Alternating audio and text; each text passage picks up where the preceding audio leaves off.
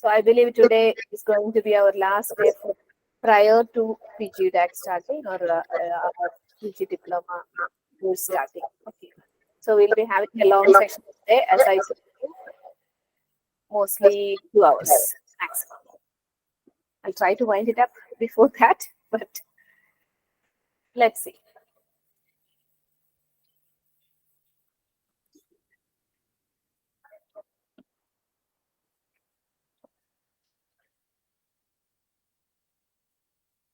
So I hope my screen is visible to you. Yes, yes, yes. Okay.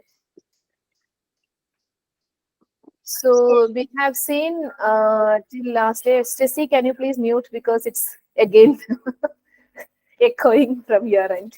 Okay.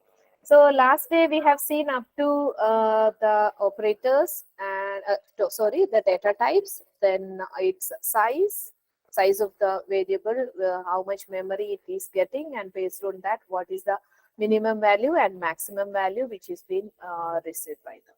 Then the format specifier or the format modifier which we are using for the input and output functions. So for integer, we can use %d or %i. Character, we'll be using %c. Float, we are using %f. Double, you are using %lf, that is a long float. It's actually denoting long float, but it is used for double. Then short int, we can use %ht, or maybe you can use d also. Then unsigned int, %u, long int, ld, li, etc. So similarly it goes. Now, as every programming language, we want to do some arithmetic operations also. For example, we want to find the sum of two numbers. So we have already seen or already used one of the arithmetic operator, which is plus, which is used for summing up the variables. So there are different arithmetic operators like plus, minus, star, slash, and modulus operator. So I hope everybody knows about what is plus, minus, star, slash, and modulus. Anybody is having any doubt?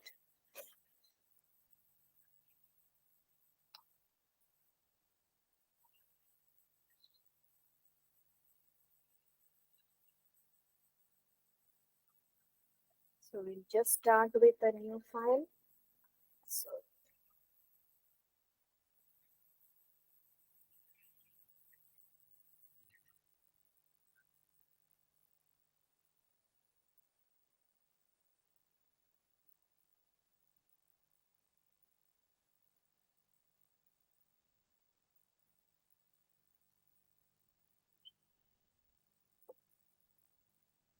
suppose we are declaring 5 different variables which are of integer data type. It need not be integer data type. You can use float or double or whatever you want.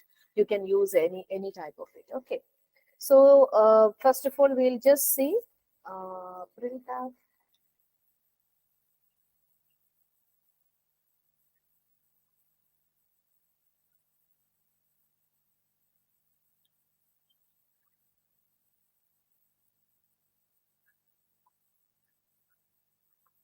So suppose I want to sum up a and b.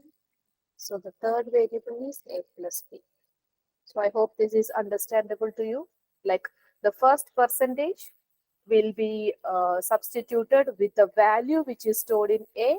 The second percentage will be substituted with the value which is stored in B. And the third percentage D, which is the format modifier or format specifier, will be substituted with the value of A and B. So before this, we will take the values of A and B, etc. Let's use all the type of arithmetic operators over here. Difference of suppose B and C, and this is B minus C, and this is product C B C into B.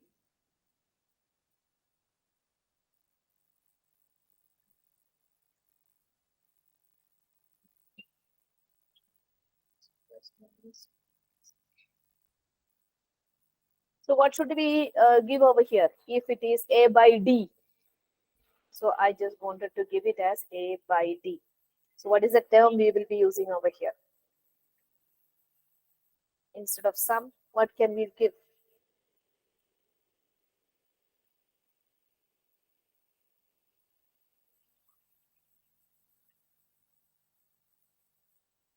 No, that is not mode, Mayur. Mode is the this one. Modular operator is percentage. Mode is actually the reminder. Okay, for example, 5 mode 2 will give you 1 because the reminder is 1. But 5 by 2 will give you 2. So what will you write over here? Okay, here I'll write as Mayur said, this is mode. And what is this?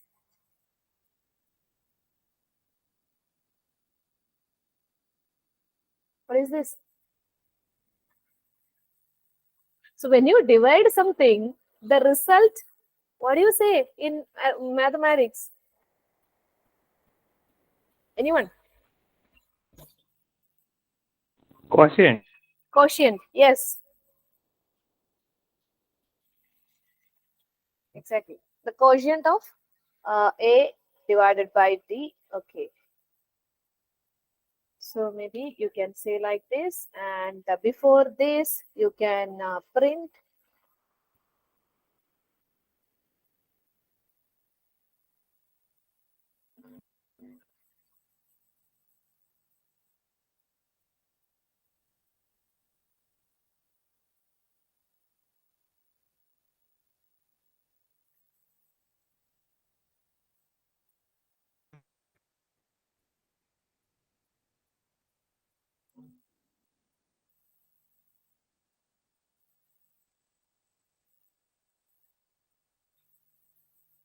So we can use any delimiters. I'm just giving a space.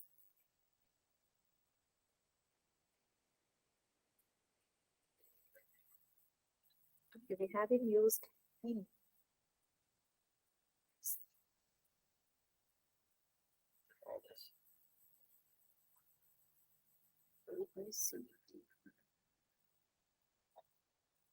So now each of the values has to go and sit into the address of these variables. So that is why we are using ampersand symbol, ampersand A, ampersand B, ampersand C, ampersand D, and ampersand E. So now this program is complete. Like 5 different variables are declared. I have declared it everything as integers, but need not be integer also. So I am taking the values for all the 5 variables. After that, we are finding out plus, minus, star, slash, and modulo operators and finding the result. So we can save the file. So I'm just naming it as arith, and it's a C program. Saving it, execute it.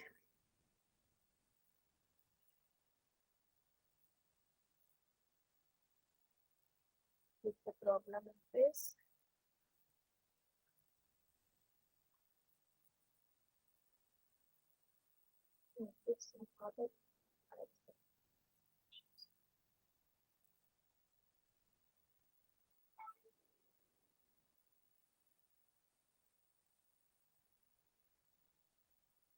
Is there any problem?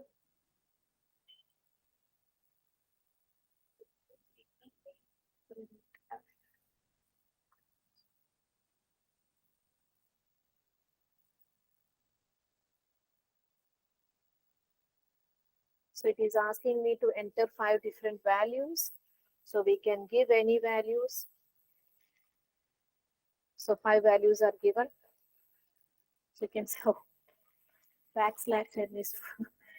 Okay, we will do that and come back.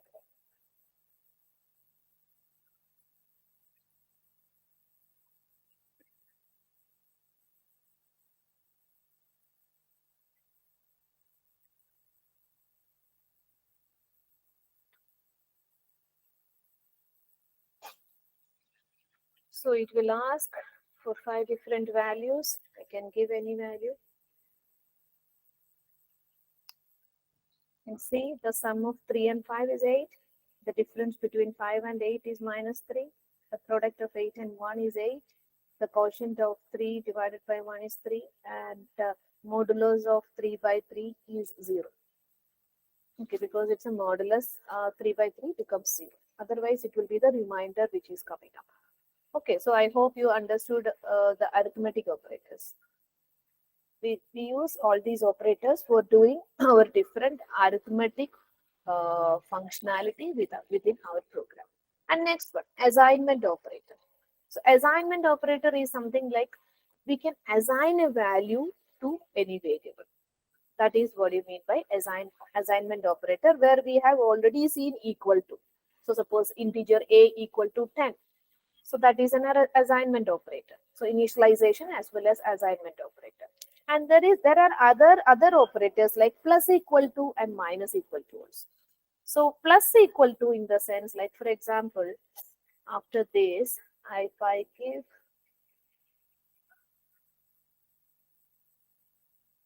so here suppose if I give a plus equal to 5. So what will be the value of a? So currently suppose a is given as 3. Suppose before this, a was equal to 3 before this. So now, what will be the value of a when it is given by this? So this equation is equivalent to a equal to a plus 5. So a plus equal to 5 means, or it denotes another statement that a equal to a plus 5. That means whatever is the current value in a, add 5 to that and put the new value back in a. So now suppose for example a is having 3. Now what happens is 3 plus 5. So 8. So after executing line number 13, the value of a will be 13. Sorry, 8. 5 plus 3, 8. Clear? So I'll just change the values. So I'll just uncomment it. And after this,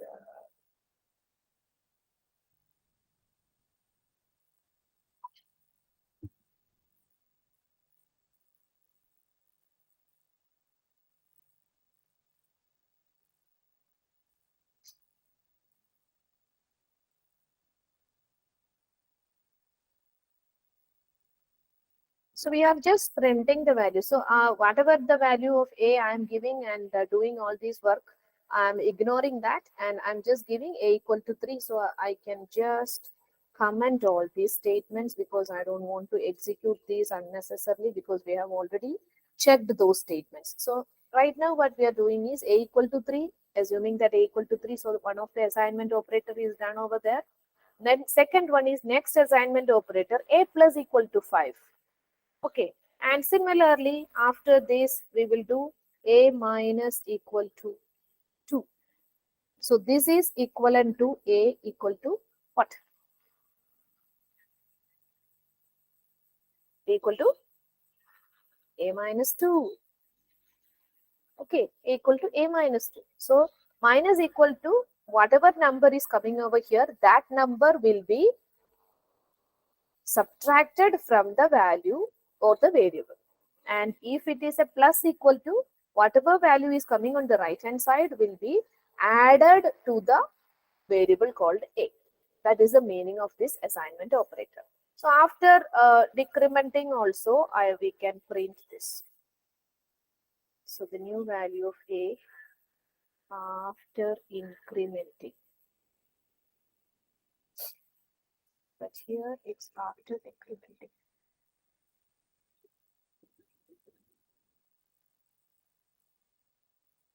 So these operators are known as increment operator and decrement operator, and increment step is given on the right hand side. So now we'll just see how this is getting executed. So now according to me, my result should be initial value of a was equal to 3. So a plus 5 equal to 8. Yes, it has come to 8. Now the new value of a is 8 And from the value of A, 8 minus 2. So it will be 6. Hope you understood. Okay. So this is increment and decrement operator with a stepwise increment and decrementation. So that is equal to, plus equal to, and minus equal to. Now there are some other unary operators. Unary operator in the sense like whatever we have seen over here till now was binary operator. Binary operator means two operands will be there and one operator will be there. For example, C equal to A or A plus B, where we have first operand as A, second operand as B, and the operator as plus. So there were two operands on which the operator was working. But here, unary operator means it will work on single operand. Only one variable will be there. So the plus minus, basically it is denoting the sign of the variable. For example, if I am giving after this, if I am giving A equal or A, if I give just minus A. So minus A means, suppose if the value of A was 6, it will become minus 6. So only one operator is there, operand is there, which is A, and the operator is minus. So similarly, if I give plus A, this is equivalent to the sign of the the sign of the variable is made as plus. So these are all unary operators. So that is plus and minus is just for changing the sign of the variable. And next one, plus plus and minus minus. So these are known as basically, okay, they are pre or post increment or decrement operators.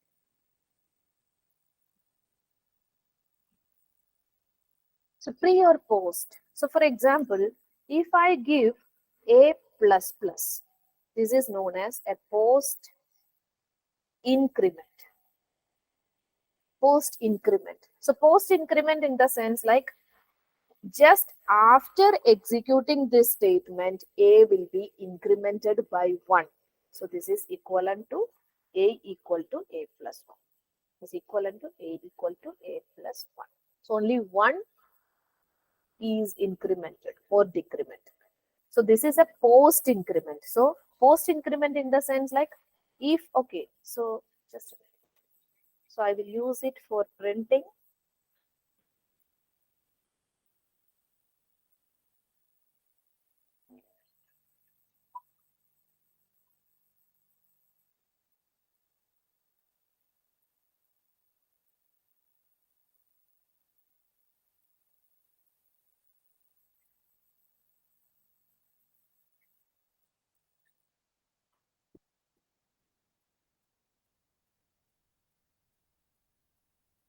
So suppose if I am giving like this. So here you can see the new value of A before post increment. Because why I have, okay, why I have used before post increment, you will understand, because what happens is this statement will be executed with the current value of A, and once this is completed, like the value is printed out, A gets incremented. So that is why the value of A gets incremented after printing the current value of A. So that is why I have given before the post increment. But immediately after this, if I print the value of A,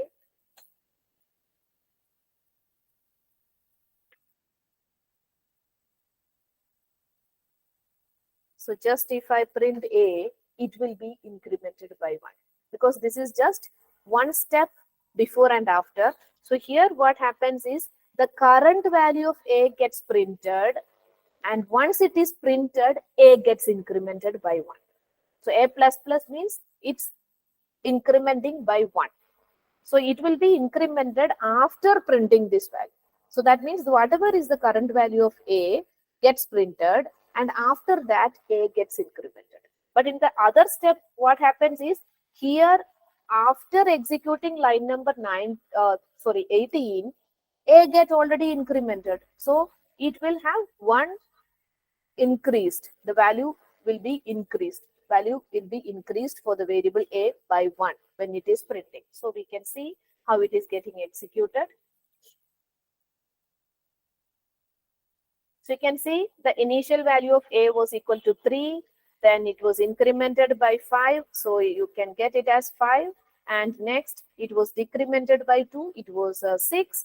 Now you can see plus plus we have used, but in that step it is printing the current value of A, which was 6, which was in the earlier steps. But immediately after printing this, A is incremented. That is why in the very next step, you can see A is equal to 7. Is that clear?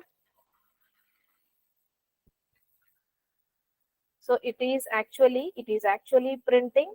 So here it is printing A plus, it is giving A plus plus. So what happens over here is it prints the current value of A. Current value of A was equal to 6. So that got printed. But once the printing is completed, it gets incremented because this is a post increment. Post increment in the sense like it does the work with the current value, and once the work is done, it will increment. Is that clear? Clear? Okay, now we will do pre-increment also.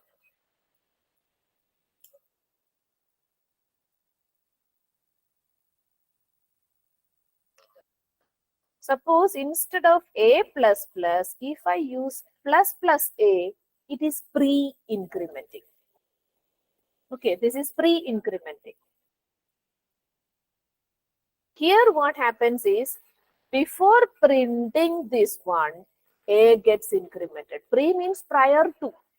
So post means after, pre means prior to. So what happens is, before printing these things, A gets incremented by 1.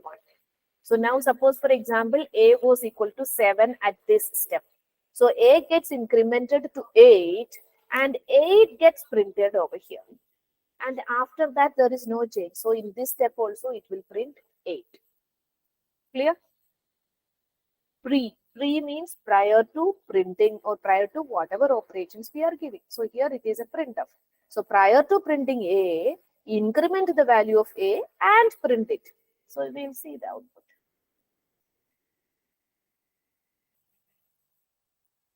So here you can see before the post increment it was 6, after the post increment it was 7, but before the pre increment actually it gets incremented and printed. So you can see it is 8, it is not 7 because it's a pre.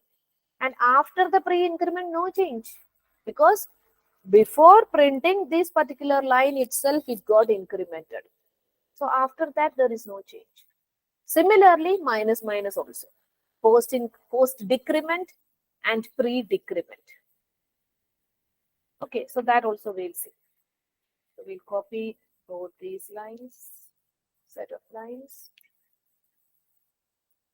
where it will be post decrement. So A minus minus.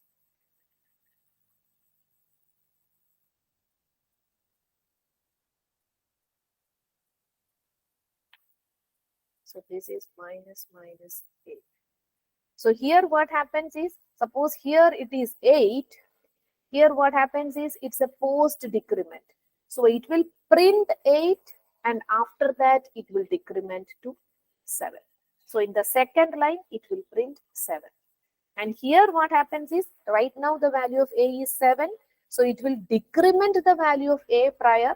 So it will become 6 and 6 gets printed over here in this line as well as in this line. Is that clear? Anyone having any doubt?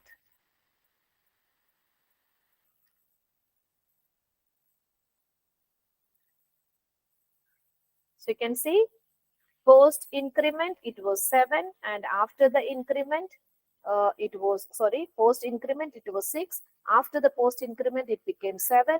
Pre increment it became 8 and the same.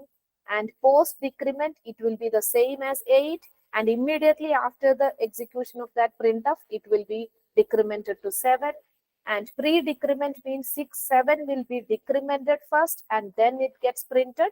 And after the pre decrement it remains the same. Clear? Any doubts in this? Because these types of questions will be asked in most of the placement placement round test and all. So is it okay? We will practice something more on this. Suppose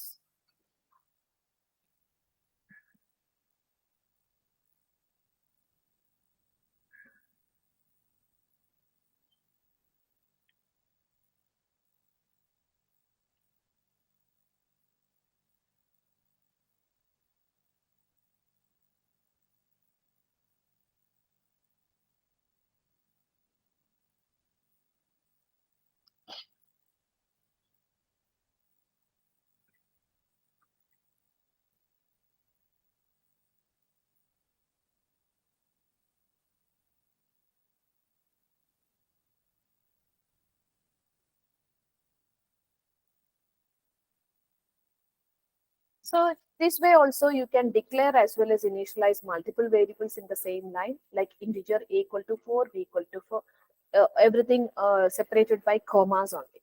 So now suppose over here, I'm just giving a equal to b plus plus, c is equal to minus a plus plus plus d is equal to.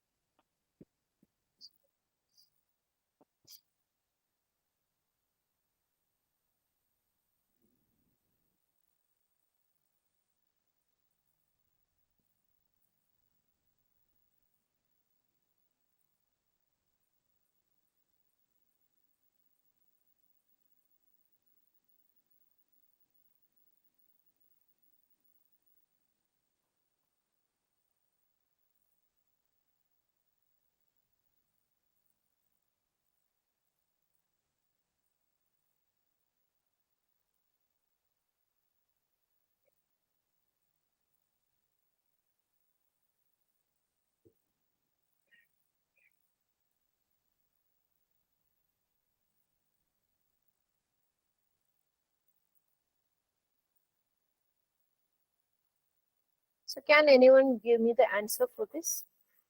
After that only I will execute. So these are the types of questions you will be getting. It's not like simply plus plus a or minus minus. So here what happens is a equal to b plus plus. I'll just give you the thing for this. Now what happens over here is b plus plus means it's a post increment, right? So whatever is the current value of b gets assigned to a. So here what happens is initially a becomes equal to the current value of b, which is equal to 2. So after doing this, b will be incremented to 3. b will be equal to b plus 1, which is equal to 3. So this is how this gets executed. That is, a equal to b plus plus means it's a post increment of b. So the current value of b gets assigned to a. Immediately after assigning the current value of b into a, b gets incremented. So two operations are happening in the line number 5, which is the current value of b gets assigned to a. Immediately after that, b gets incremented by 1. So two operations are happening in line number 5. In line number 6, 3 different operations are happening. Post decrement, pre decrement, post increment, addition, and assignment. So can you please work it out in your paper and pen using? Okay, if a is equal to 2, how will a plus plus plus 3 plus plus cannot be given, Kanika. You can give only, okay, interpreted a plus plus or plus 5 or a plus. No, you cannot give like that. So you can give a plus 5, a equal to, or you can just give a plus equal to 5, or you can give a plus plus. You cannot give a plus plus plus 5. That is not allowed, Kanika. Is it okay? Are you clear? Ma'am, C will be 9. Huh? Complete. come up with come up with your values. Okay, I will record your values and we'll see what is happening. Hmm? Complete the code. Okay, write everything with you. Keep it with you. I'll give you 5 minutes. After that, we'll take one by one outputs and we'll see who is correct. Kanika, are you clear with what I said about your doubt? Yes, ma'am. Yeah, either you can give a plus plus or plus plus a. Otherwise, you can give a plus equal to 5. It's not like 3 pluses are not allowed.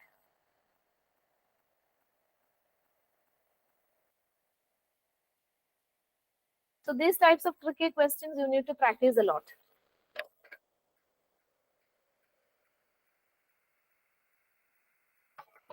I also don't know the answer because I have randomly written the program. Okay, we'll work it out.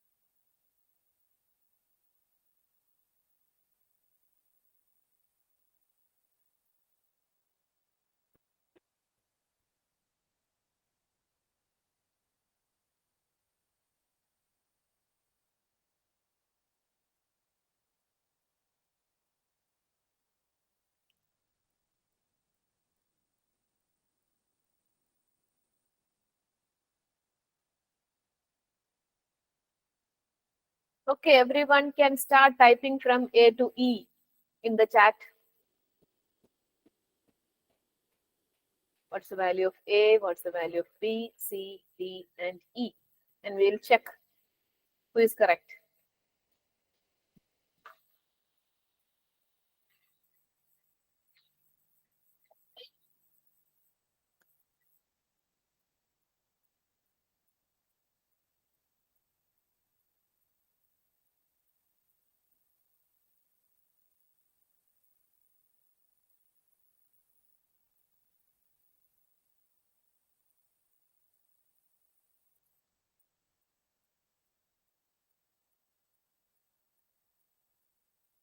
Okay, Rahul. Why? 3 equal to minus 6. How can it be, Rahul? It's E. Okay. Okay, fine. So anybody else? Please type your answers over here in the chat. We will work it out together after that.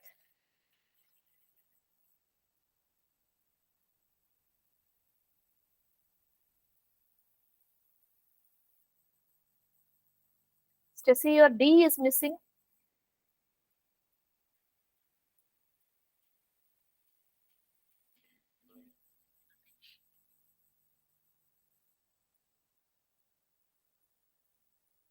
Pooja, you got only for value for A. Banu, your answer is totally missing. Mayur, Anika,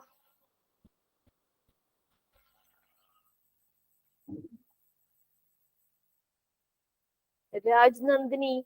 I think she's attending for the first time. Or I have missed their name in the previous sessions. I don't know.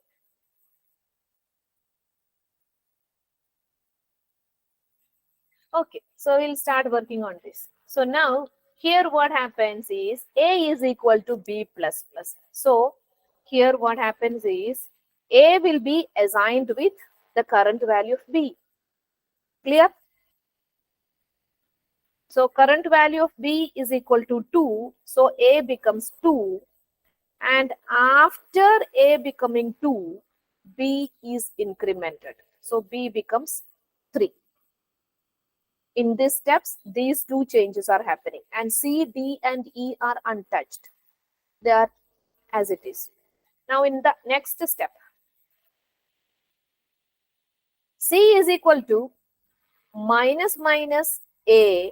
So it is a pre-decrement. Okay, it becomes a pre-decrement. So minus minus A. So what is the value of A? Right now it is 2. So it is pre-decremented. So A will become 1 plus C plus plus. It's post. So what is C is 7. So 1 plus 7 will be assigned to C. And after executing this, C will become equal to, oh, I'm sorry. Okay, let it be. After executing this, C will become 8. But both the things happen to be the same thing only. Okay, so here what happens is 1 plus 7 also becomes 8 assigned to C. And after that, C is post incremented where C was equivalent to 7 and it gets 8. So here what happens is A becomes 1 and C becomes 7 first. Oh, no, sorry. C becomes 8. This is happening in the second step because C was equal to 7. So 7 plus 1 will, oh, sorry. Okay, yeah. A will be equivalent to 1 and C becomes equal to 8. Is that clear? Because I made it as confusing because here also C is there, here is also C is there. Okay, so here what happens is at the end, so basically after the execution, C plus plus is done. So this is basically if A was not equal to 1, then also C will becoming 8 only because after the execution of this assignment, C gets incremented. So the value of C after the value of C. So okay, for example, here what happens is value of C is 1 plus 7. So the value of C will become 8. So that is done by this particular thing. Now C gets incremented. So the value of C is now 8. So the value of C becomes, after executing this, value of C becomes 9. Is that clear? Because C becomes 1 plus 8, 1 plus 7 as 8 by this allocation, and the post increment of C works after that. So C becomes 8 first, and when the post is running, C becomes 9. Is that clear? Now, next one. D equal to plus plus E. So this is a pre-increment. So E is equal to 5. So it becomes 6. E becomes 6. So here I'll write 6 at E. 6. Then minus A. So 6 minus, sorry, 6 minus A is equal to 1 right now. So 6 minus 1 is 5 to D. So here it becomes 5 and A will be decremented after this assignment to 0. So A will becomes 0 after this. So this is post pre-play. Okay. So next one. B equal to A plus plus. So this is a post increment. So whatever is in A will be assigned to B. So what happens? What will be B? Tell me. What will be B? A plus plus. Current value of A goes to B, and after that A becomes, or A gets incremented. Next one, E equal to plus plus A. So plus plus A means 2 minus, sorry, 2 minus plus plus D. So D is equal to 10. Sorry, D is equal to 5 now. Okay, 5 plus plus 6. So here what happens is A becomes 2. A becomes 2 and D becomes 6.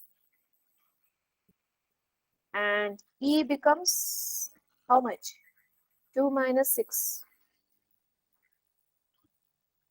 minus 4.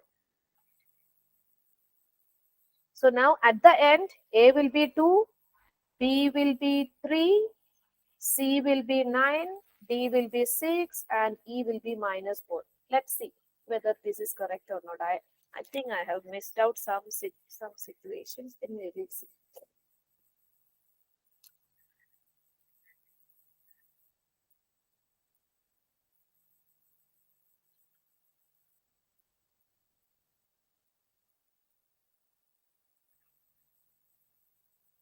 It's coming as A equal to 2, correct. B equal to 0, correct. C equal to 8. How come B, C? I missed out something. Okay, okay, fine. Yeah, understood. D equal to 6, okay. E equal to -4. So this is the correct answer. A equal to 2, B equal to 0. Anyone? A equal to 2? No. No, but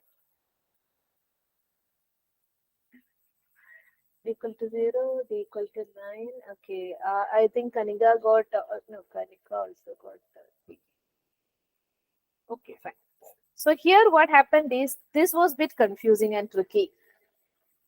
Okay, this was bit confusing and tricky. So I got 9, but it was basically 8. How becomes 1 plus 7 becomes 8, and assignment is done on C. What happens over here is, immediately after doing this operation, C gets incremented.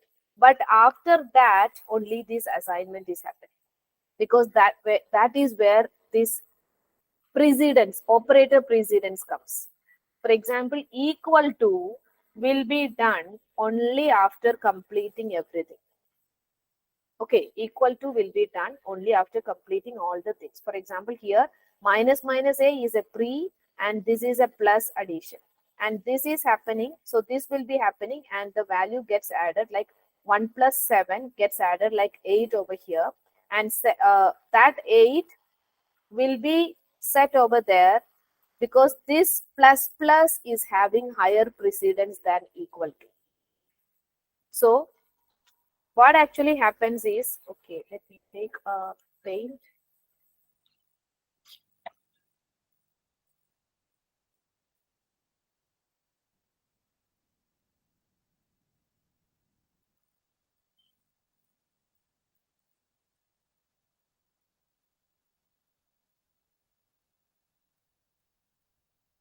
Yes, Ma'am, in every step we have to consider new value, right? yes, exactly. That is why I have written this in different lines. After each line, after execution of each line, the new values are the latest values. Because what happens is, initially I have a is equal to 10. After some line, I make it as a equal to 5 means now the current value of a is 5 only, right? In, So in first, similarly, here we are, yeah.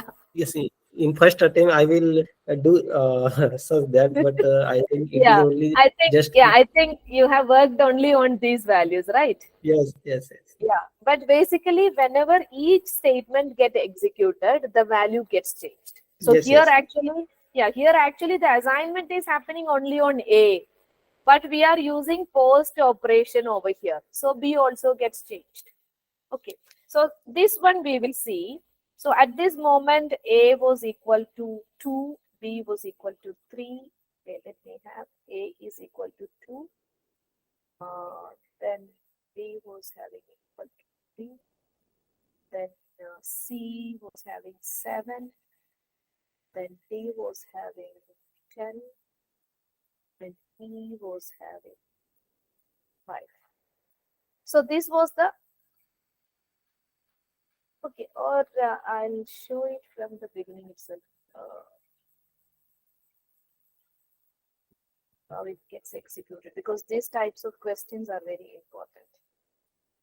Initially, A was equal to 4, 4, B was equal to 2,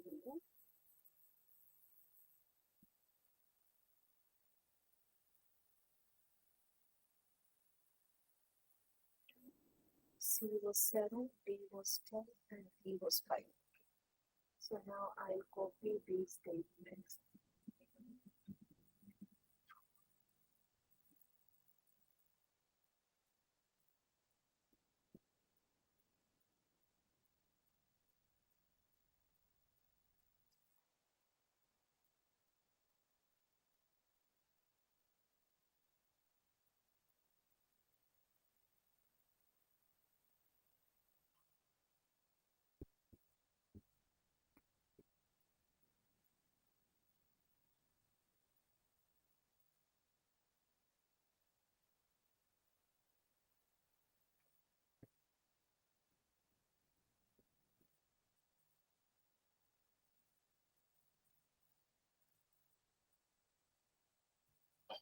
Okay. Suppose this is our problem statement and the initial values of A, B, C, D and E were like this. Now we will execute A equal to B plus plus. So now what happens is, so I'll just draw the things. Or okay, we need to overwrite this one itself. So here, initially what happens is the current value of B gets saved in the location A. Okay, now what happens over here is this 4 will go off. The current value of B is equal to 2. So 2 will come over here in A. So the initial value 4 is gone because it's an assignment. So the initial value is gone. Now immediately after assigning this, B plus plus is done because this is a post increment. So here what happens is B will be incremented. B will be incremented by 1, which is equivalent to 3. So this will be the answer after executing this statement. So now we have executed this statement is done. So once you execute this, what happens is the earlier value of B was assigned to A and after that B got incremented. Now the next statement, C is equal to minus minus A. So what happens over here is minus minus A means it's a pre-decrement. So the value of A gets decremented first. So here it becomes 1. It becomes 1. Then what happens is plus C plus plus. So C plus plus becomes a post decrement, post increment, sorry. So here what happens is 1 plus value 7, which is 8. So 8 will come into this particular C. So 8 will come to this particular location. So here 8 will be coming as per this particular location. Now what happens is earlier value of C was equal to 7. Now the post increment also happens, which happened to be the same value, 8 itself. So when this execution, when this particular statement was executed, C was equal to 7 at that moment. And now that after that 7 plus 1 is taken and which is also equal to 8. That is why C becomes 8 itself. Okay. Suppose if A value was something else, the value of C will be different. So A was also equal to 1 to add up. Otherwise, C value will be different as whatever is been incremented or decremented. Okay. Now C becomes also 8. So this is also done. Now the third statement, D equal to plus plus E.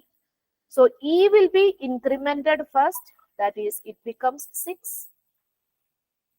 This becomes 6 and minus A. So D is equal to 6 minus 1, which is 5, which will be stored in D. So this will become 5. So 6 minus 1. And what happens after that? Once this becomes 5, A will get decremented, A minus minus. So here again, A will be decremented to 0. Now this is also done. This statement is also done. Now next one is B is equal to A plus plus. So what happens is B is equal to A plus plus. So now B will become the current value of A, that is equivalent to here. What happens is current value of A is equal to 0. So 0 will come to B and immediately after this assignment A gets incremented to 1. So now A becomes 1. So this is the order in which it is happening. So this is also done. This statement is also done. Now the next one. E is equal to plus plus A minus plus plus D. Here both the things are pre-increments. So now first of all we will add A. So A becomes 2 and D becomes 6 And after this, A and D gets minus. So 2 minus 6, which is equal to minus 4, and it is assigned to E. So here it becomes minus 4. So this was the answer which we got over here when we executed the thing. So I think we need to execute. So this was the same thing which we got. 2, 0, 8, 6, minus 4. Okay, so this is a bit confusing, but you can get it through practice. Okay, you need to write something like this and you have to find out the result. That is how normally these types of unary operators in complex type of assignments and other things are evaluated. Hope this is clear. Okay, that's about unary operator. Now logical operators, and, or, and not. So that we will see with the comparison operators. Okay, these two things we will be seeing with conditional statements like if and other things. Okay, so we'll see all these things in the things. So next one is conditional statement in C. So for example, till now what was happening is whatever was your program, this executed this line, executed this line, this line, this line. It was moving in a sequential fashion. As you are thinking, okay, you imagine like you are driving through a road where there is no by roads, no deviations, nothing. So you have only a sequential flow. You will be going straight, one after the other junctions will, other places will come. You are moving straight away. But suppose you are reaching a junction where the road deviates into two. So you want to go to some place, maybe your friend's house or somewhere. So onto a junction where there is a branching happening into the road. So you have to take a decision whether you have to move towards left or towards right. So that decision making is done by these conditional statements in not only in C, every language is having this if. So I think like in your flowcharts and algorithms also you have used if, where there was a diamond shaped thing was written and there is one branch where it is true and there was another branch where it was false. So the condition is checked and there are two branching happening. Okay, so in that case, what we are going to do is we are going to use the conditional operation. So for example, here, the conditional statements take specific action. For example, till now, we were executing statement after the one another. But right now, we are going to branch out and either one branch, any of the branch, only one branch will be executed and the other branch will not be executed according to the condition which you have given. So that's it. So here, this act of doing one thing in a particular condition is true is possibly a different thing, which is as we have seen till now. And this is being done, or this is been known as control flow. We are controlling the flow. Earlier, we are not controlling the flow. One after the other, every statement was executed. So here, you got some output, Kanika. Okay, what was the problem? I've run this code and got, yeah, that will also work because 5 is taken as another argument, right? So it will be taking, it will be, it can, so how it is taken is like, it was taking the thing like a plus plus is taken. Here a plus plus was taken and plus 5 was taken. Okay, so it was taking as a plus plus plus 5. So a plus plus means current value of a is 2 plus 5, you are getting it as 7. And immediately after that, when you print a, you will get a is equal to 3. So try to print Yes, that. ma'am. Yeah. So does that mean that the post increment or post decrement operator gets more preference as compared to addition? Of course, of course. Unary operator is having more preference than addition. Okay. Of course. Thank you, ma'am. Of course. So now this control flow we are using this if operator. So if is actually taking a syntax like this. You have to give if, then within bracket you have to give the condition, and you can write the statement which is true. If it is true, then this block of statement gets executed. So there are different types of ifs. So right now we are seeing a symbol if. Okay, symbol if. So I just wanted to check whether I have two variables.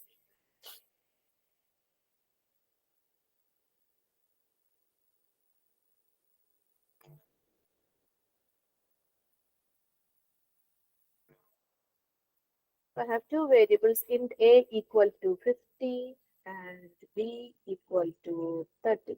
So whatever, if you want, you can get it from the user also using scanf.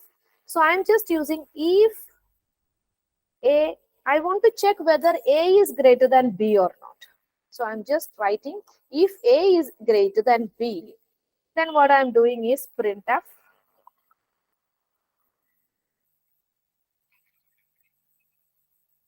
value of a is greater.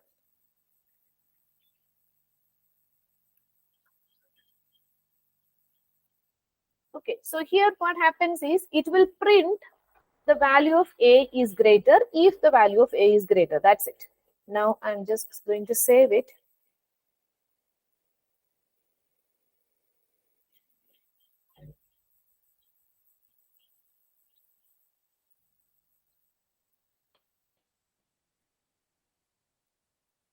So this will be executed and you will get the value of a is greater because value of a is greater over here. A is equal to 50 and b is equal to 30. Now what happens if I change it as a equal to 30 and b equal to 50? What will happen? What will be printed?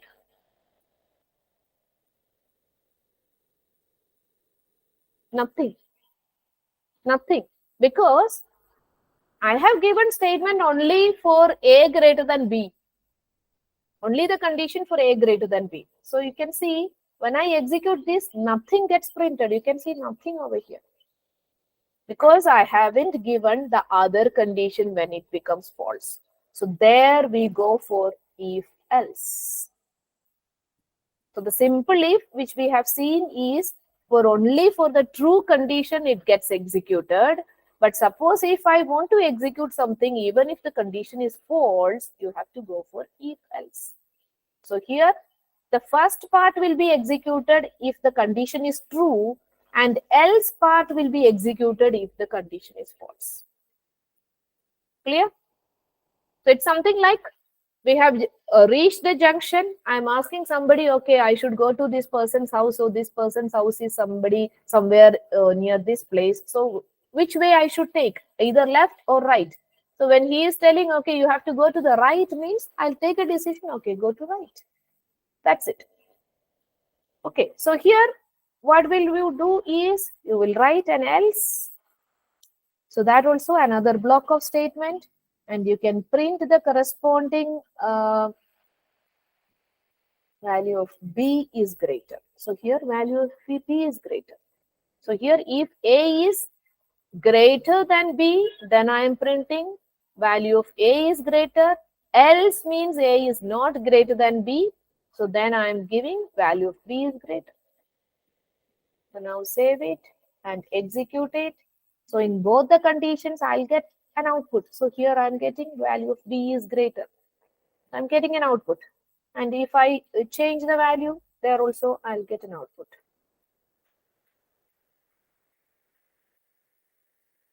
Here also I'm getting the output.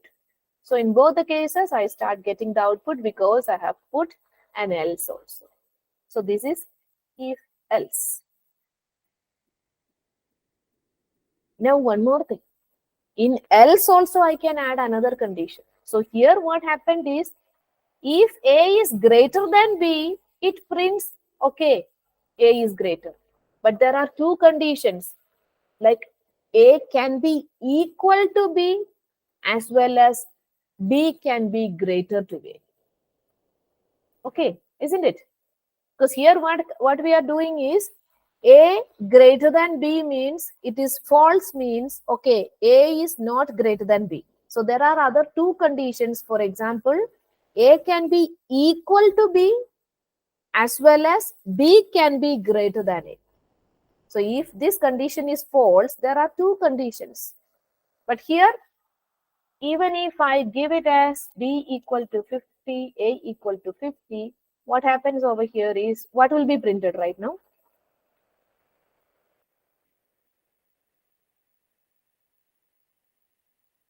So my condition is A greater than B.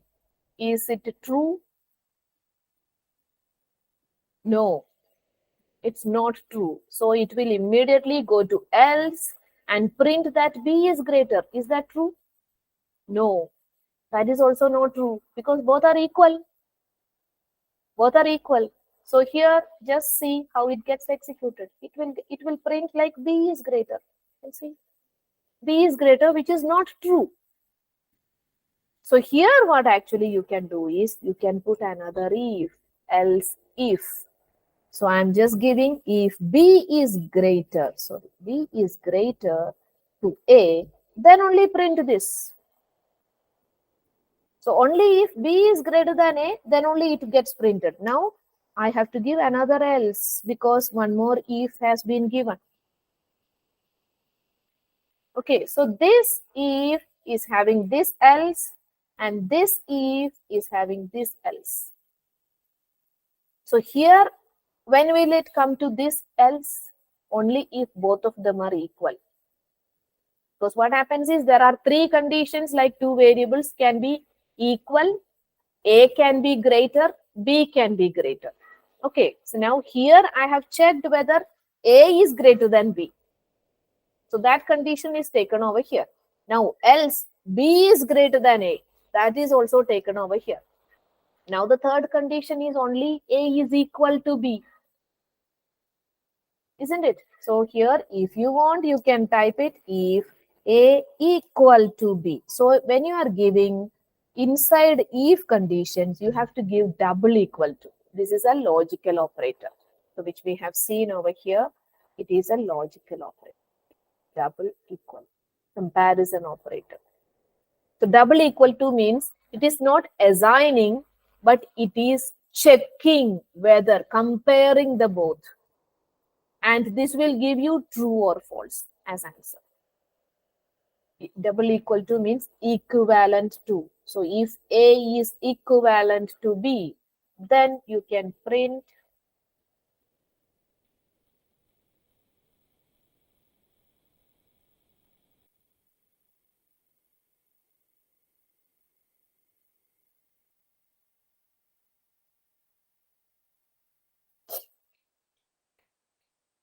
so this makes sense. All the three conditions are taken.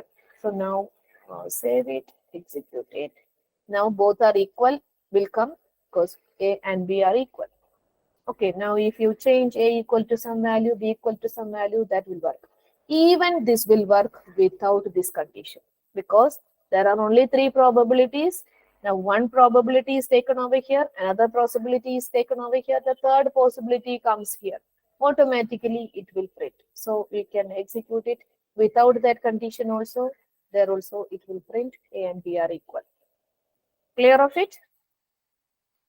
So this is how you can go for if, else, if, or if, else, if.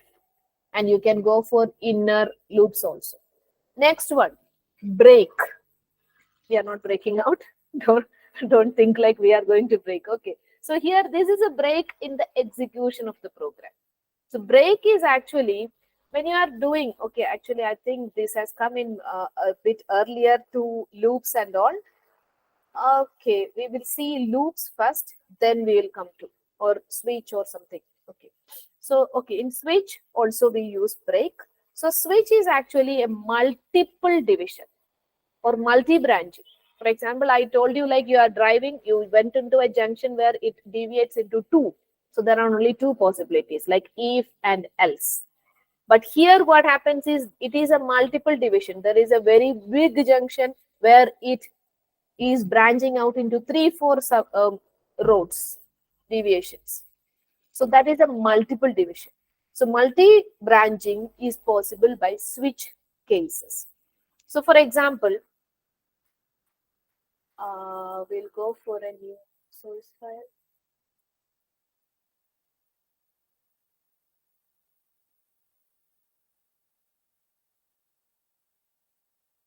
Suppose, for example, I want a calculator type of program over here. Okay, I want to give, okay, for example, I'm just giving integer a comma b, and I'm giving a character c, then asking.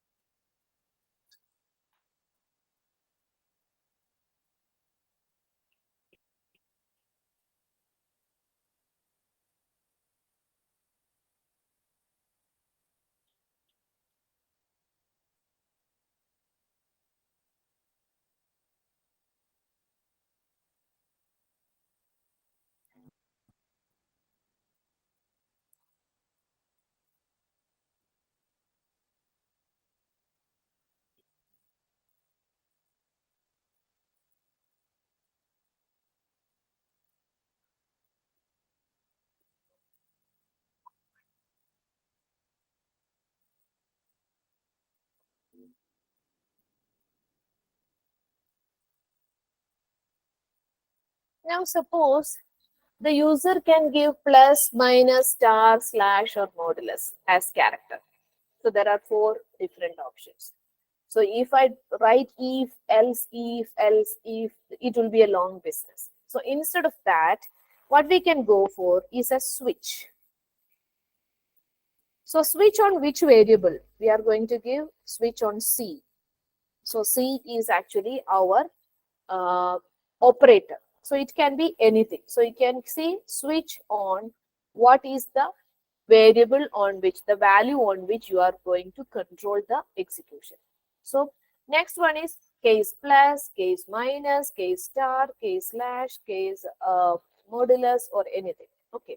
So here what we are going to do is switch this one, and I'm just giving case plus.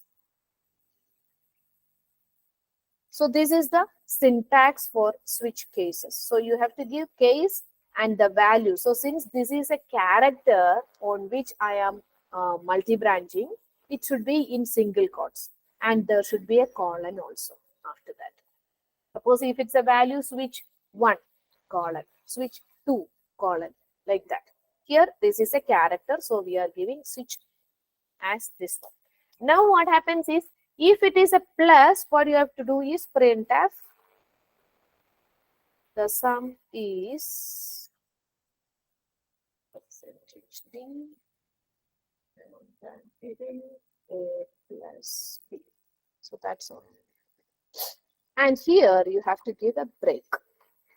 Okay. And the next one is case minus colon.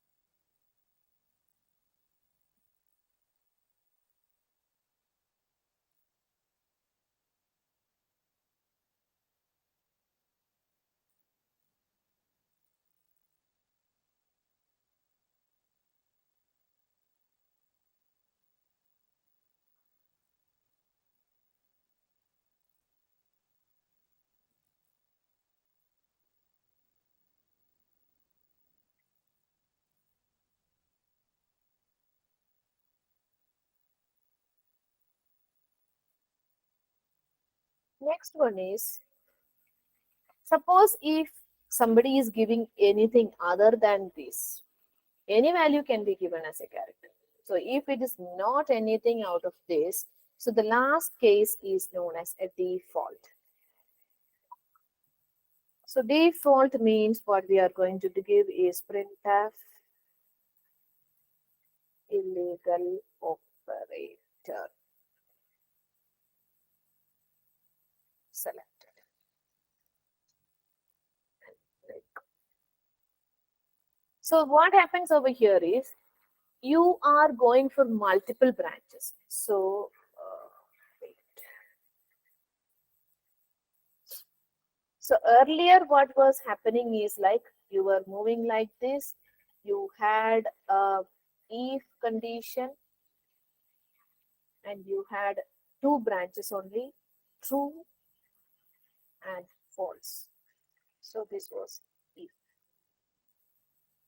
So here it was true and here it was false. This was what we have seen using if. But here what happens is it is a multi-branch. So here it comes over here and you can take the values. So it is actually the variable on which we are branching out, and from here you have multiple branches. And the statements are given after each of the branch. So here we have plus, minus, star, slash, modulus, and default also. So multiple branches. So this is how the algorithm or flow chart will look like when you are going for a switch case. So here you can see we are asking the user to enter two values. So the integers are being taken into A and B. Now I'm not taking a plus or minus. I'm asking the user what operation you want to do. So it's something like a simple calculator operator. So it is asking, okay, which operation you want to do. So I can add, I can give plus. So at that moment, what happens over here is the character C will get a character equal to plus. Now what happens immediately after that is I am putting that value of C into a switch where it branches out into 1, 2, 3, 4, 5, 6 branches. Suppose if I have given plus, it will enter into this case, execute the statements inside this case and come out. Come out means at the end. Okay, here you can give a print statement, printf by just to understand that it is done. Okay, it is end to end.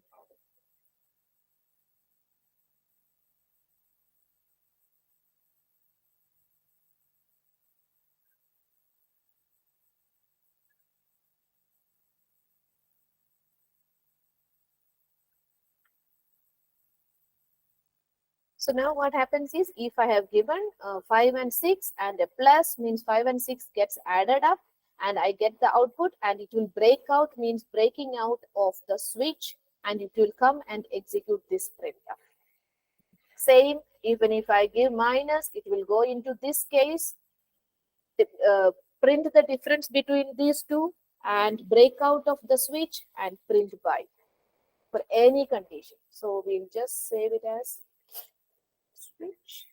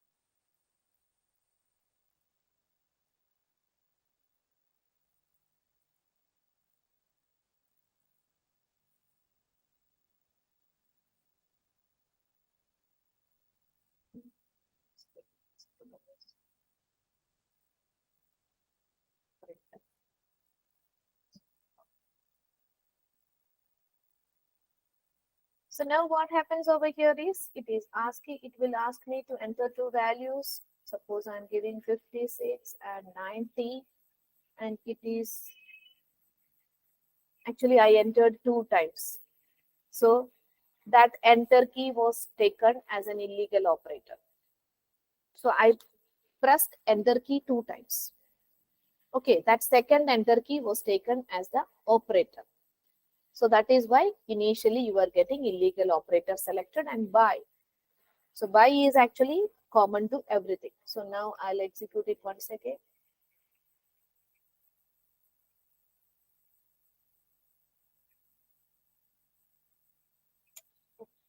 So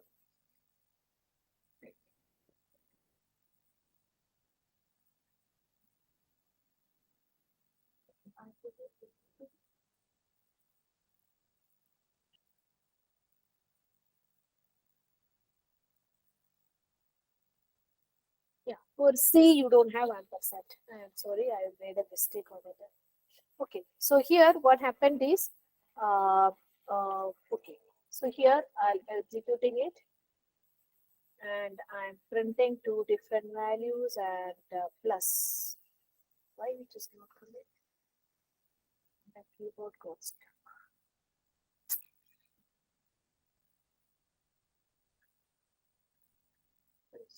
Something happened to see or the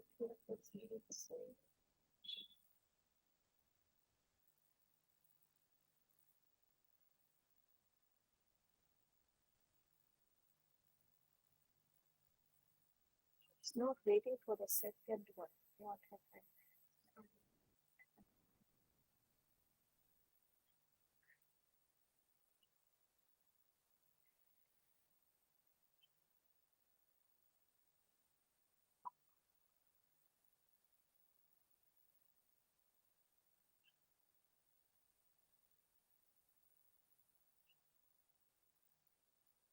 Some problem is there.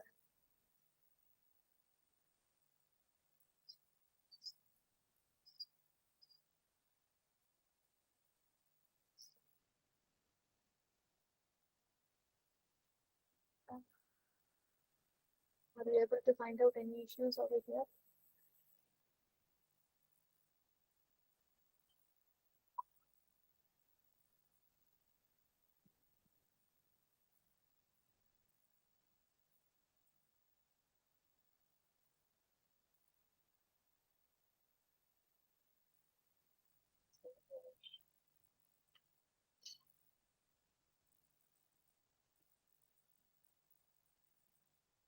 Taking the operator.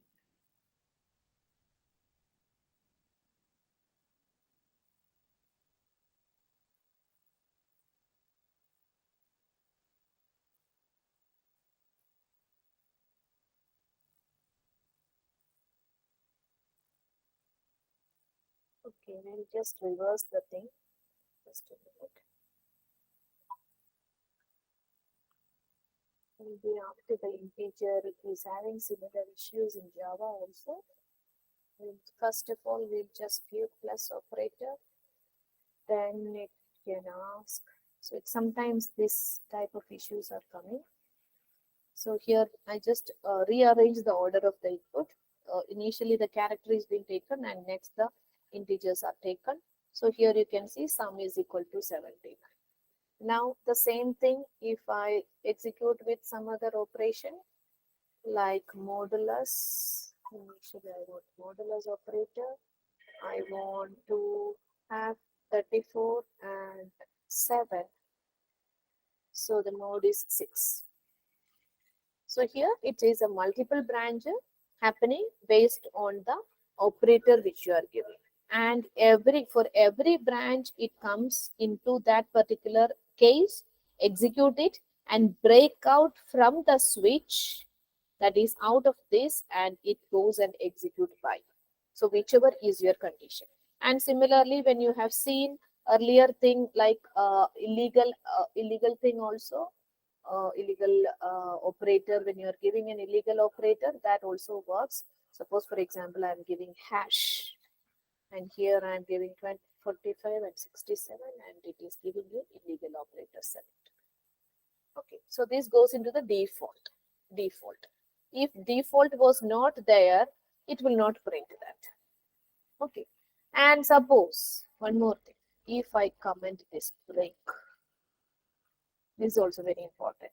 Inside a switch case, if I comment the break, for example, this is for the plus I am giving, and I'm saving it, I'm compiling and executing it once again, and I'm going to use the plus operator, and I want to use 23 and 56.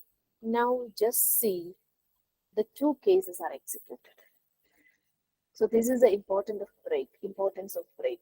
For example, what happens is it went into the first case where it finds a match with the operator. So this switch case, it went into, executed this printf. That is how you got sum is equal to 79. But it doesn't break out of the switch because the break is missing.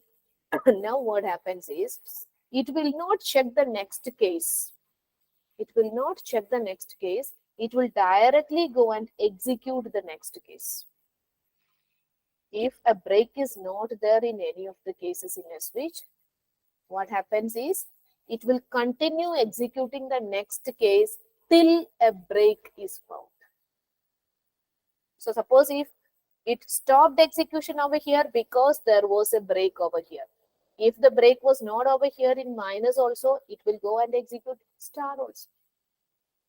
So that is the importance of break in switch case. Suppose if, for example, if you want to execute two cases in a particular condition, you can go like this. But if you are taking minus over here, it will directly go and execute minus only because plus is not matching. But here plus is matching, so it entered into the case, it executed the right hand side of the cases till it finds a break. So that is why you are able to get two different answers over here. Is that okay? So that's the importance of break. So you need to give a break between or at the end of every cases if you don't want to go and execute the next case. Okay, that is the importance of break and switch. Now we'll go to loops.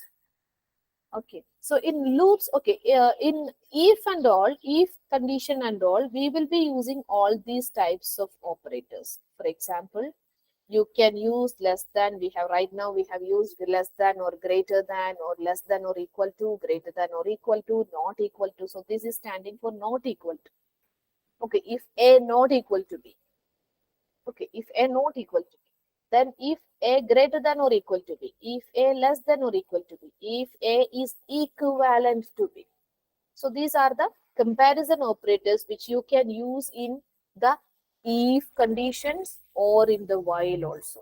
The comparison operators can be used, as well as the logical operators also can be used to combine two conditions. For example, if I want to use A is equal to B and A not equal to C. So in that case, you can combine it with AND operators, or you can use OR operator. So this is an OR operator, two pipe symbols, and this is a NOT operator. So these can be combined in any of these things. So we'll see that in the case of continue, we'll see after some time.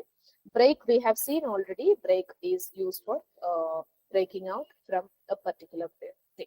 Now the loops. For example, if you want to repeatedly do something, so in that case, what we'll do is you can use a loop. So every day we are doing the same thing, repeating the same thing. So you can say like you are working on a loop. So here there are three different types of loops available in C: a while loop, do while loop, and a for loop. These are the three loops available in C. Now we'll see a while loop where you can just give a while and condition within this one. So this program is actually an indefinite, or it will not terminate at all because it is given as while true. So true will never becomes false. So while true means keep on printing this. Okay, I'll just show you this program. It will not stop execution. I need to manually stop the execution.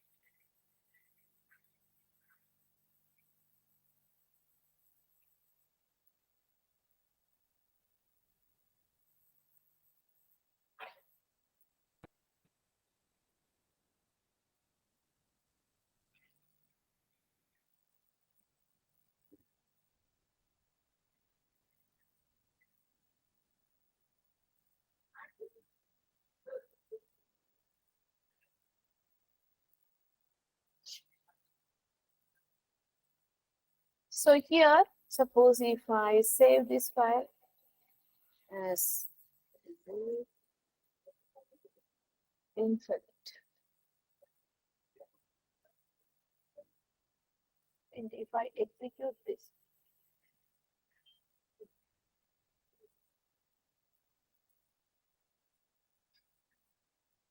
okay. So earlier you were asking about Boolean, right? Okay. So there was an header file stdbool.h. Okay. So hash include stdbool.h.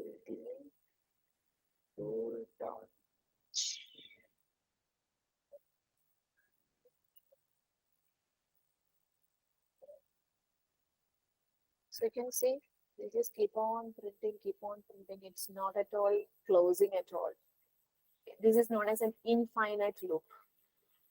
It keeps on doing the things. I just wanted to close this, otherwise it will keep on doing. So Boolean is not a basic data type of C, but it is defined inside the header file known as stdbool.h. So now in this particular one, I can use the bool keyword, bool data type. Okay, Boolean data type I can use only after including stdbool.h. I believe in initial class somebody asked me about Boolean. Okay, so I forgot to mention that. Okay, so here it is given like this. For example, if I'm giving instead of this infinite loop, I'm giving int a is equal to 5, and what I'm doing is while a greater than 0, and inside this I'm just giving a minus minus. So now what is happening? How many times this gets executed? Earlier it was given as while true, so it was going infinite times. But right now I am controlling the execution by a variable known as a, which is equivalent to 5, and I am checking while a greater than 0. Now for 5, a is greater than 0 only, so it will execute hello world will be executed once. Immediately after that, a will be decremented. That is a equal to a minus 1. So a will become 4. It prints again. So likewise, it keeps on printing. How many times you can see? Devendra has given it as 5 times, but here you can see it's executed 5 times. Clear? So this way you can control the execution of the loops. Okay. Now, for example, I am giving a condition. If a is equal to 3, then I am giving break. Now, how many times this will execute?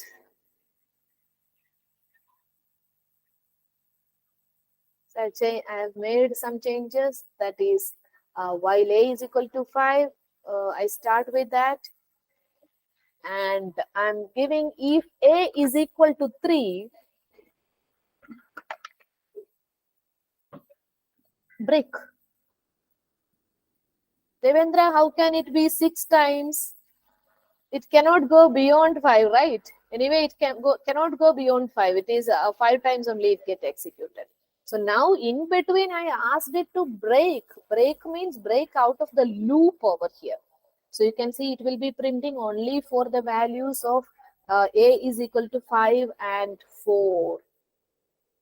Because once a becomes equal to 3, it is break out of the while loop.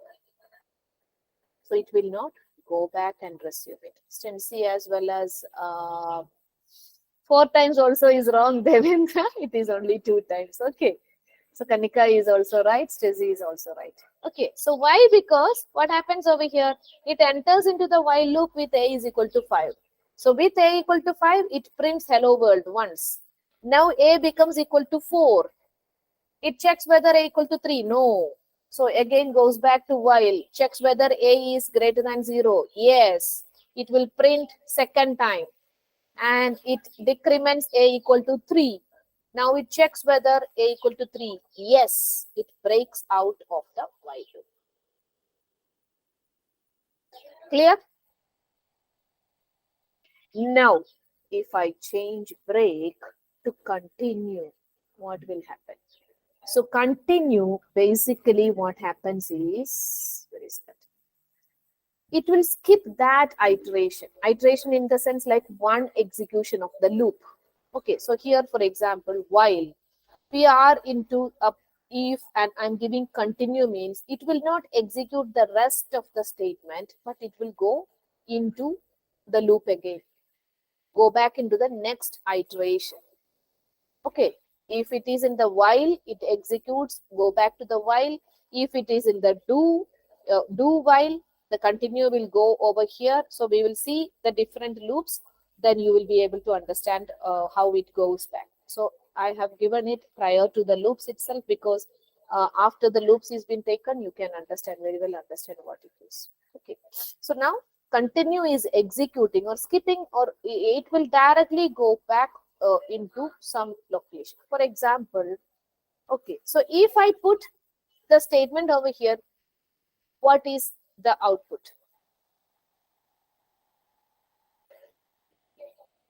It will not exit from the loop, but it will go back and execute the loop again. So if I put the continue over here, there will not be any change, because what happens is the printing is done prior to the continue, isn't it? So now suppose if I cut this and paste it over here. So if I put it over here, what will happen? Can anyone tell how many times this hello world will be printed?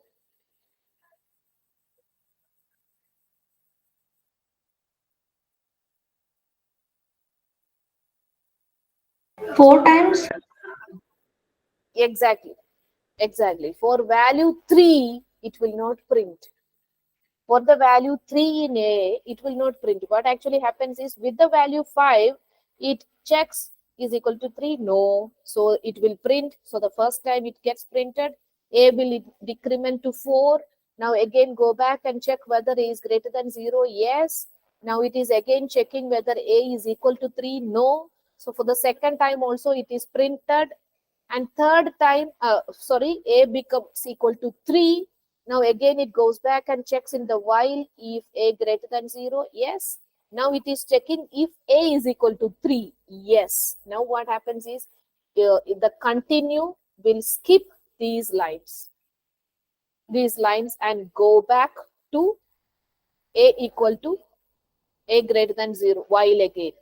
But is that correct, Kanika? Based on the logic, you are correct 3 times or 4 times, but will it be true while executing?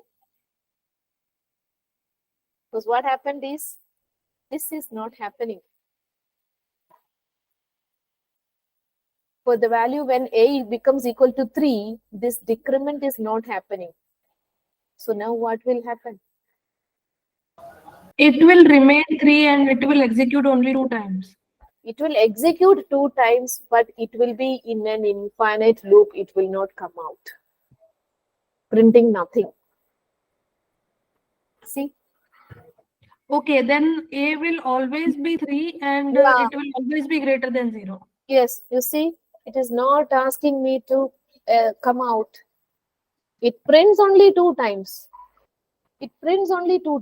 But what happened is, A remains to be 3. It is not decrementing, because the decrement statement is outside or below that. So now what happens is, with value A equal to 3, it continued means it goes back to while again. Again, when it comes inside, A is still equal to 3. Now again it continues. So it is in loop right now, doing nothing, printing nothing. Okay, so the location in which, so it will not come out. This is in an infinite loop. I have to close it manually. So what happens over here is, every statement location is very important. So when I gave A equal to 3 continue, after this what happened is there was no effect at all. But when I gave before this, what happened is, this is not happening. Okay, this is not happening. So these are the implications of the location of each and every statement. Is that clear how this went into an infinite loop? Rahul? Clear? Yes, ma'am. Yes, ma'am. Clear, clear. Okay. Anybody having any doubt? It will print out only 2 times, but it is in the infinite loop. Everybody okay with this? So it's coming as a while loop is executing. So what happens is every time after executing the body of the loop, it goes back into the loop and checks whether the condition is true or false. If the condition is true, then only it goes into the thing in while loop. Next one is do while loop, where initial condition checking is not done. Initially, it executes the loop. At the end only, it checks the condition, so that it is actually giving you assurance that at least once this loop will be executed. At least once this loop will be executed. For example, okay, I will comment these two things and I'll make this as 0. So what will be the output for this program right now? So value of a is set to 0 and the while loop is a greater than 0. This is not true right now. So it will not go into the loop and it will come out and end the program. So now what happens? Check. Nothing will be printed. It just ends the program. Okay, nothing will be printed. But suppose if I change this to a do and a while, what happens is initially it is not checking for any condition at all. So directly it will enter and execute the loop statements, and after the execution of the loop statement, it checks whether the condition is true or not. If the condition is true, again it goes back to the loop and executes this. If the condition is false, it will end the loop. So this is do while. So while executing this, you will get, okay, semicolon this. So while executing this, you will get one hello world to be printed out. Only once, because the value of a was equal to 0. So it printed this once and value becomes -1 over here, and it is checking a is greater than 0. No. So it will immediately stop. Clear? How the do while and while loops are working. It's only different that while checks the condition at the entry point and do while checks the condition at the exit point. That's it. Okay. That is a while and do while. Next one is for loop. So this is very easy. For example, while and do while, we were initializing the variable earlier, we were giving the condition inside the while, and we were making the changes in the variable inside the loop. So all these 3 things can happen in the for loop as over here. For example, for what is the initial value of the variable? You can give it over here, give a semicolon. Then what is the text expression or what is the condition on which the loop is working? Then a semicolon, and the increment or decrement or the change or the updation statement can be given. So the same thing can be given instead of this.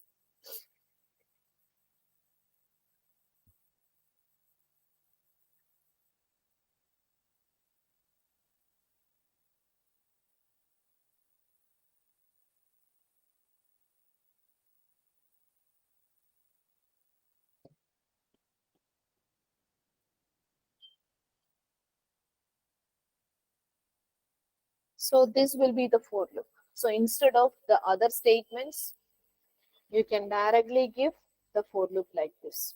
So for a equal to 5, a greater than 0, a minus minus, print of this one. So you can execute this. So 5 times it will be printed. 5 times it will be printed as earlier, but here the number of statements are very less. You did not have to give an initialization. You don't have to give a condition specially in, or you don't have to give an updation statement separately. Everything can go in a for loop there. So now how this is executed in the sense like a is equal to 5 will be set first. Then immediately it will check whether a is greater than 0. If a is greater than 0, it will go and execute the statements inside the loop once. After that, it decrements. So it can be a minus minus or minus minus a. Both are equal over here. So it decrements a by 1 over here. Immediately again it checks whether a is greater than 0. If it satisfies, it executes here. And again it comes back and decrement a by 1. Again checking whether the condition is true. And if the condition is false, it exits from the loop. So this is how the loop is working. Okay. Now the next one. The for loop is working like this: initial expression, test expression. If it is false, it will come out of the loop. If it is true, the end of the loop, body of the loop will be executed. And at the end, the updation expression will be executed. Again, it goes back and tests the expression.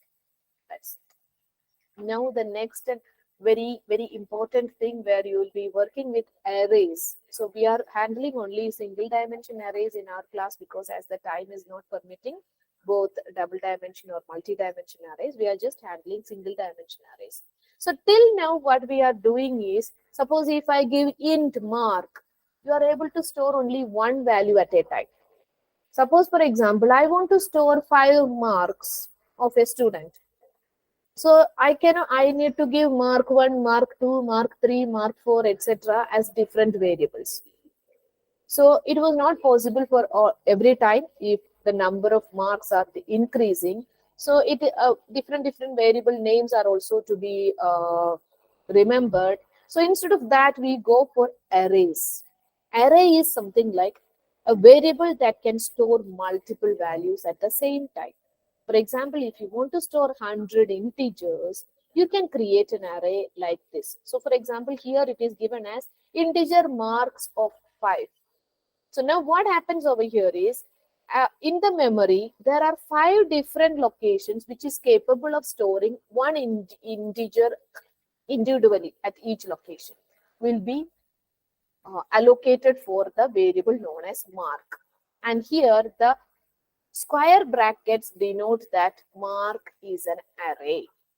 And since only one dimension is given, it's a one dimension array. So you can store 5 different values in this array.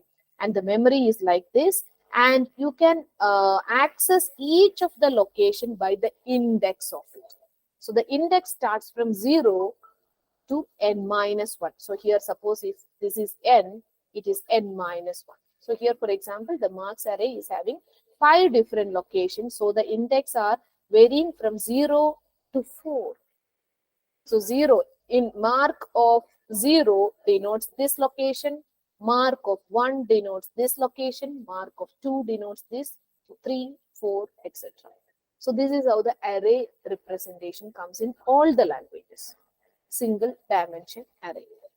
Array index is starting from 0. Now, how to access? So here you can see mark of 0, mark of 1, mark of 2, mark of 3, mark of 4. So this is how you access. So in order to access it like this, you may require a loop because 0, 1, 2, 3, 4, etc. You can write it in a loop and immediately you can go with that. Okay. Now, how to initialize an array? There are different possibilities. Like the least difficult one is like this. So, for example, we will go for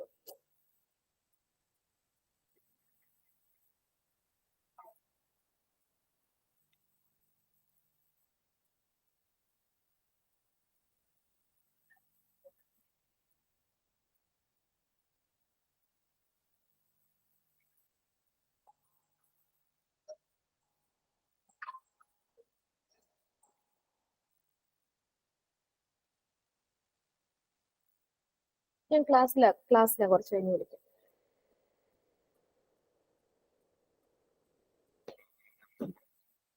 Okay. Okay, so this is the least difficult way to initialize an array. For example, here integer marks of 5, and within curly bracket you can give 5 different marks. Or there is one more way, you don't have to give integer mark of 5. You can directly give the things like this. So suppose, for example, this is mark 1, this is mark 2. So here both are same only. So here you don't have to give the number of locations, because how many numbers you are giving over here, based on that the locations will be fixed up. Okay, so both the ways you can declare. Suppose, for example, we can make it as different values.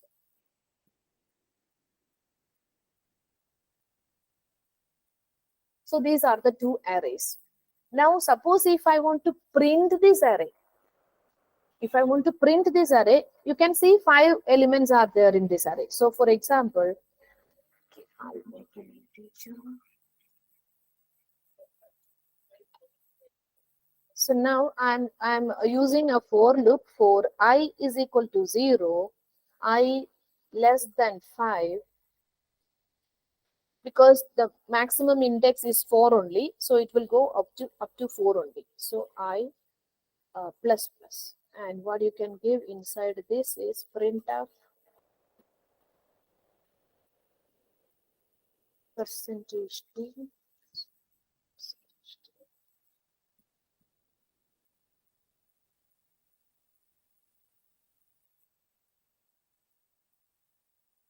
upon of I.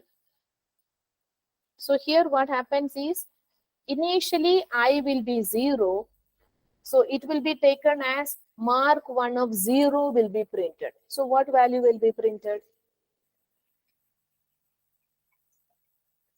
Mark 1 of 0. Which one will be printed? What is the value will be printed with mark 1 of 0? You can type in the chat. 19. Yes, exactly, 19. So this is mark 1 of 0, and this is mark 2 of 0. Yes, 19. Okay, so mark 1 of 0 gets printed as 19. Now I gets incremented by 1, so I will become 1. So mark 1 of 1, it will print 10. Then I will become 2. Mark 1 of 2, it will become 8. Mark 1 of 3, it will print 18. Mark 1 of 4, it will be print 9.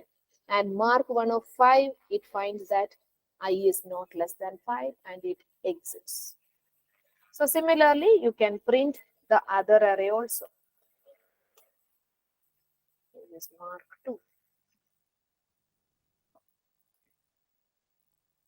Where you can give another print array 1.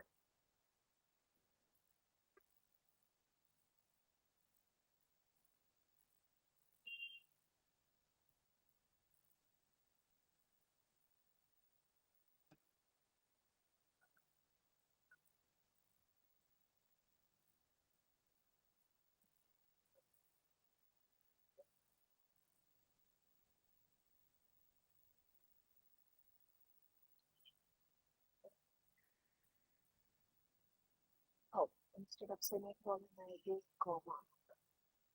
Then here also it will be comma. So close there, copy paste. So here you can see array 1 as it printed 19, 10, 8, 17 and 9. And array 2, 29, 34, 18, 15, 2, 39. Suppose if I want to sum up two arrays, how will you do that? So I'm just giving integer sum1 and sum2, both equal to 0. So sum1 equal to 0, sum2 equal to 0. So instead of printing this, what I will do is sum1 plus equal to. So sum1 initially was equal to 0. So now I am doing sum1 is equal to sum1 plus mark 1 of 0 mark 1 of 2, mark 1 of 3, etc. And here also same thing. So here it should be sum 2.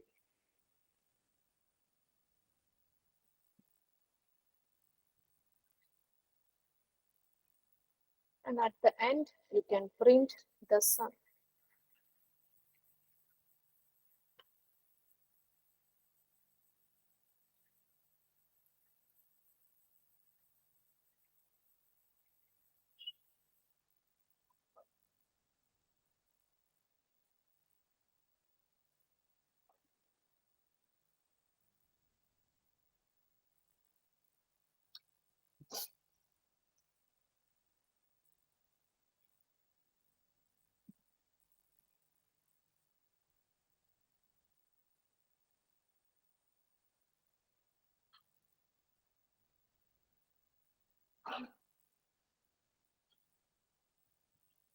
So it will print the sum of the two arrays separately. So here what actually happens is I am traversing. So this is known as traversing through the array.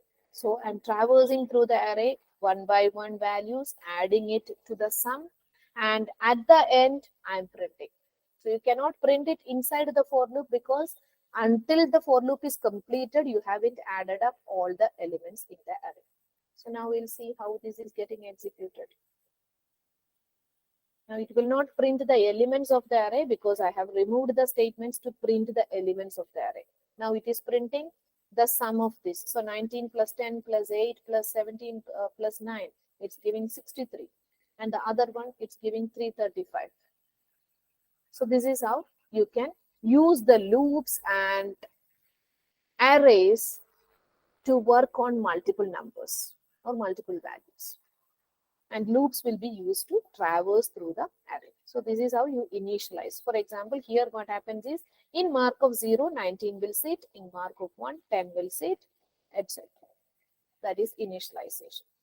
And that is how we used to work with single dimension array. Double dimension array is a bit more difficult, but as time doesn't permit, excuse me, but you can learn it during your 0th week of your classes. That is starting from September 1 at Kochi as well as Thiruvananthapuram centers. Okay, September 1, we will be seeing the same thing like program logic, puzzle solving, then algorithm flow charts, then C also. All these modules, other than operating system, which we have handled during this session, all the things will be there in the 0th week also. So we are starting for Kochi as well as Thiruvananthapuram. We are starting on September 1st. And mostly before that, all your mail IDs who are allocated to Kochi as well as Thiruvananthapuram will be available with us. So we will be contacting you with the mail IDs, with your mail IDs, or we'll be creating a WhatsApp group also. So those who are paid the fee and confirmed the seat will be getting the details, and the meeting link for that week will be shared to you over the mail. Okay. So basically, that's all for the initial things, but don't think like this is very easy. C is very easy. No, the difficult things are yet to come. So this is actually basic a kickstart for all the non-IT people so that you understand what is happening behind the screens. And once you develop your own logic, it will be easy for you to cope up with the things. And I have some questions with me, which I will share with you. Just a minute. Please go through that. Okay. So these are the questions. I don't have the file share option over here. So I'll just copy paste all these questions into your chat window so that you please practice on this.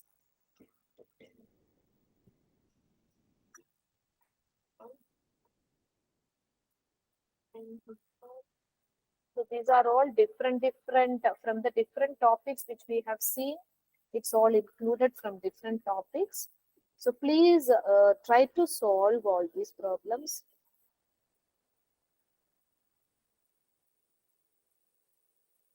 And if you have any doubt, you can contact me in my mail ID. I'll be available.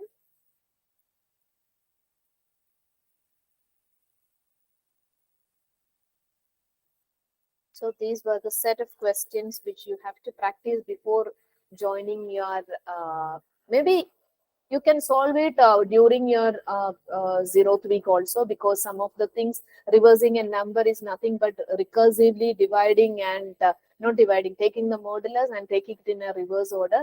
So you have to think about the logic behind each of the question and make a solution for the questions, and so you can store these questions at your end.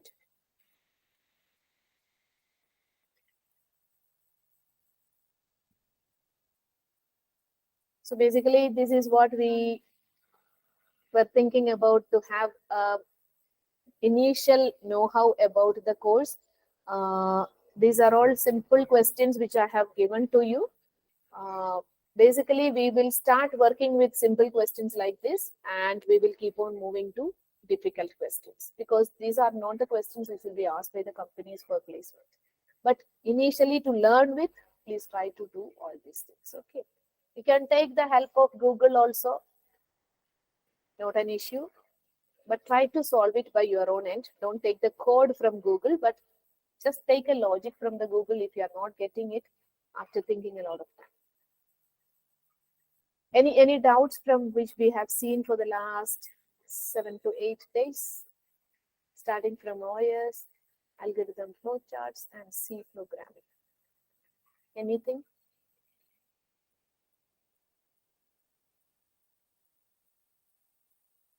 Or are you finding these sessions useful? let me ask that, because Useful, ma'am, useful. Banu, your internet is not stable today, I believe. Yes, ma'am. But a very interesting thing is C equal to minus minus A plus C plus plus was there, na. Hmm. This was very interesting, ma'am. I learned one more thing also: operator precedence, associativity. Yeah, because that I haven't discussed operator precedence, because we cannot include everything in 3 days.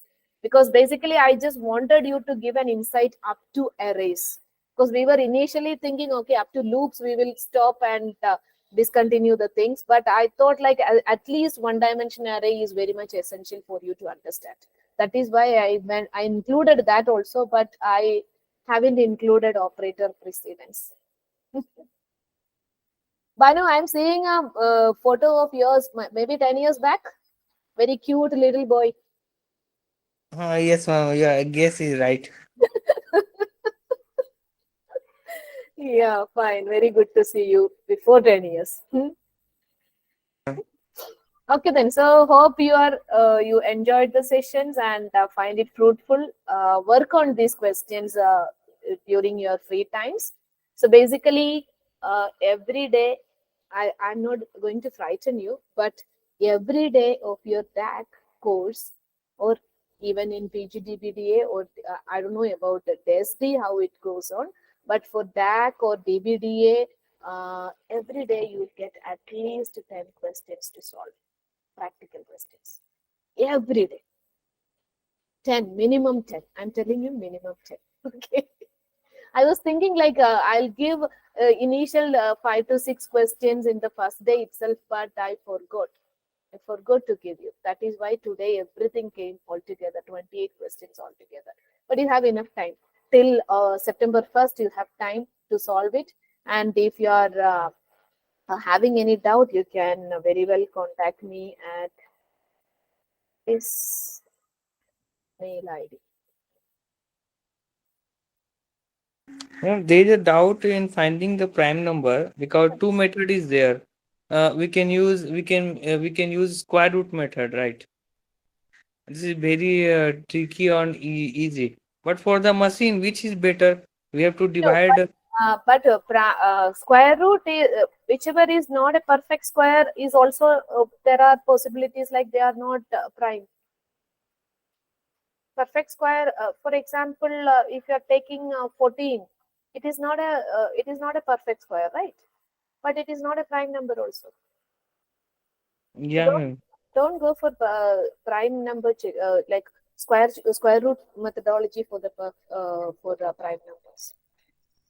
But in machine, we can divide so much fast, right? If number is 1,000, 10,000.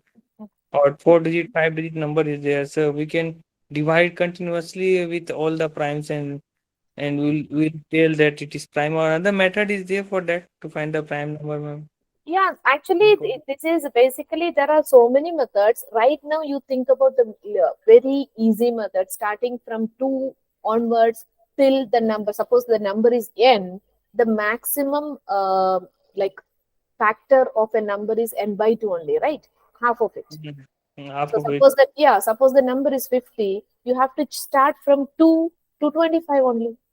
Check whether this is completely divisible. Whenever you find a completely divisible, immediately break out and say that this is not a prime. Yes, ma'am. Factor will be half.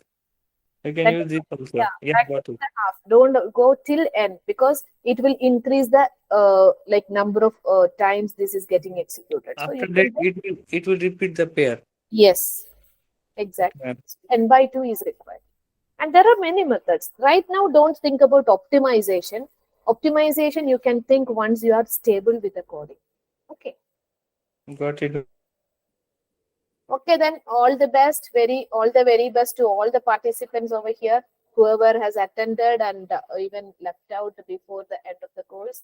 But anyway, all the very best to all of you, and at least hoping you at least some phases in our sessions, in our classes from Kochi or Thiruvananthapuram. Okay. Okay, then bye, and let get connected in through me in the LinkedIn or Gmail account, whichever you want. Okay. Okay, then. Thank you very much. Thank you, ma'am. Thank Thank you. you. All the very best. Bye. Thank you, ma'am. Thank you, Kevin.